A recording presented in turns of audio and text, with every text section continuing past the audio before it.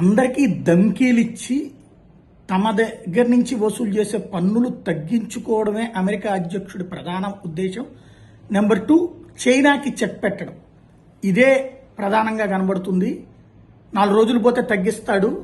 ఎందుకంటే అమెరికాలోనే అమ్ముకునేటప్పుడు రేట్ ఎక్కువైతే అక్కడ ప్రజల్లో నిరసన ఉంటుంది. అది తెలియనంత అమాయకుడేం కాదు అతను. ఫక్తు వ్యాపారస్తుడు ఎప్పుడు కూడా బార్గెయిన్ చేస్తాడు.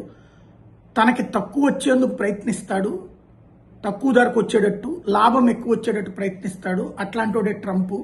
చూస్తూ ఉండండి అని నిన్ననే నేను వీడియో చేసింది. అదే సందర్భంలో అమెరికా ఉద్దేశాలను బేస్ చేసుకునే ఉంటున్నాను. నిన్న రాత్రి ఆకస్మికంగా నిర్ణయం ఏమని, 90 రోజుల పాటు ఇవన్నీ పక్కన పెట్టేస్తూ ఇప్పుడు 10% సుంకమే. మన మీద 26%, ఇంకొకళ్ళ మీద ఇంకొకటి, ఈ అన్నిట్లలో ఇప్పుడు 10% సుంకమే.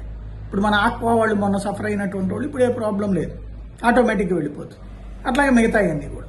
కానీ ఇందులో మినహాయింపల్లా ఒక్క చైనాకి మాత్రమే మినహాయింపండి. చైనా మీద మాత్రం 104% ప్రతీకార సుంకం అయితే మాత్రం అంతే ఉంటుంది. 125% పెంచాడు ఏకంగా చైనా ఉత్పత్తులు. అంటే చైనా వాడిది కనుక వాళ్ళ దేశంలో ₹1,00,000 ఫోన్ అంటే అమెరికాకి పోతే 2,25,000 రూపాయలు అవుతుంది. అదే ఐఫోన్ ఇండియా నుంచి వెళ్తే 1,10,000కు వస్తుంది. అది ఇప్పుడు ఇది ఇండియాకి భారీ ప్రయోజనం, చైనాకి భారీ దెబ్బ. ట్రంప్ వస్తే చైనాకి చెక్ పడుతుంది, పాకిస్తాన్కి చెక్ పడుతుంది, భారత్కి ప్రయోజనం చేకూరుతుంది అన్నటువంటిది ఇంతకుముందే మనం మాట్లాడుకున్నాం. అదే ఇప్పుడు మరొకసారి స్పష్టమవుతుంది.